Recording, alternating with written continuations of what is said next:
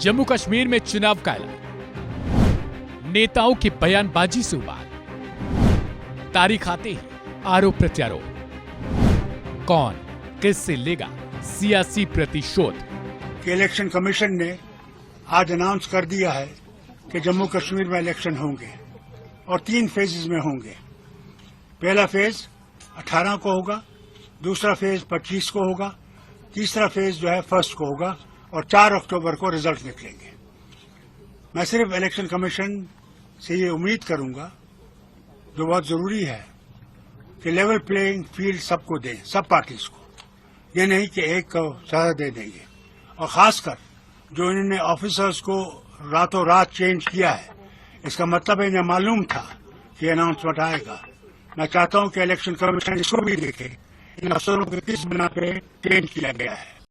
अब पता लगेगा कौन तैयार था, कौन तैयार नहीं था। डॉक्टर साहब, क्या आप चुनाव लड़ेंगे? इसमें क्या आपको कोई शक है? उमर साहब नहीं लड़ेंगे? वो नहीं लड़ेंगे। आप लड़ेंगे? मैं लड़ूंगा।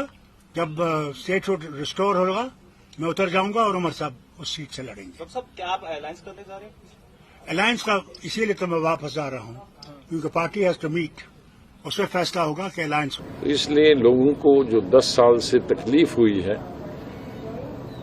वो दूर हो जाएगी इस इलेक्शन के बाद। और एक इलेक्शन कमीशन ने एक अच्छा काम किया है कि पहले जो 8 फेजेस होते थे और 2-3 महीने चलता था इलेक्शन, कैंपेन करने वाले भी और लीडर्स भी तब तक के चूर हो जाते थे, उस इलेक्शन का फायदा ही नहीं होता था। अब इसको बहुत घटा के 1/3 तकरीबन समय में खत्म कर दिया, तो यही हमें बहुत खुशी है। सवाल ये नहीं है कि कौन पार्टी हुकूमत बनाता है, कौन सीटें कितनी लड़ता है, ये उतना जरूरी नहीं है। इस वक्त जरूरी जो 10 साल के बाद है, ये ज्यादा जरूरी है कि लोगों को अपनी मर्जी से अपना प्रतिनिधि, अपना नुमाइंदा चुनने का अवसर मिला है, ताकि ये नहीं कहेंगे कि दिल्ली से इसको बिठाया, उससे बिठाया।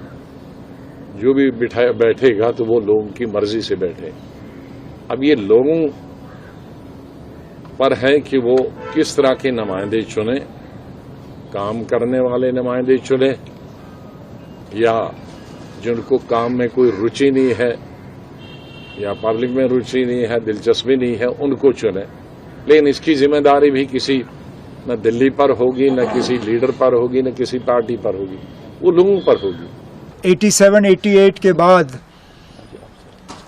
ये पहली मर्तबा है कि इतने कम अरसे के अंदर और इतने कम फेजेस में इलेक्शन जो हैं जम्मू कश्मीर में कराए जा रहे हैं। जाहिर सी बात है कि पॉलिटिकल पार्टीज़ के लिए ये एक नया तजुर्बा होगा, लेकिन मैं नेशनल कॉन्फ्रेंस के तरफ से इतना ही कह सकता हूँ कि हम पहले से ही इस दिन की तैयारी में लगे हुए थे और बिल्कुल फौरी तौर हम अपना इलेक्शन का सिलसिला जो है वो शुरू कर लेंगे। इसके साथ साथ इलेक्शन कमीशन ऑफ इंडिया की तरफ से अभी जो मैं उनका प्रेस कॉन्फ्रेंस सुन रहा था, उन्होंने फ्री और फेयर पोल्स पे बहुत जोर दिया। उन्होंने सिक्योरिटी को लेके किसी तरह की पॉलिटिक्स नहीं होनी चाहिए, उसका जिक्र किया। तो मैं फौरी तौर इलेक्शन कमीशन से गुजारिश करना चाहता हूं, हम उन्हें एक चिट्ठी भी भेज रहे हैं आज, कि लगातार पिछले 24 घंटे में जो बेशुमार यहाँ ट्रांसफरें हुई, इलेक्शन कमीशन को उनका फौरी तौर जायजा लेना चाहिए।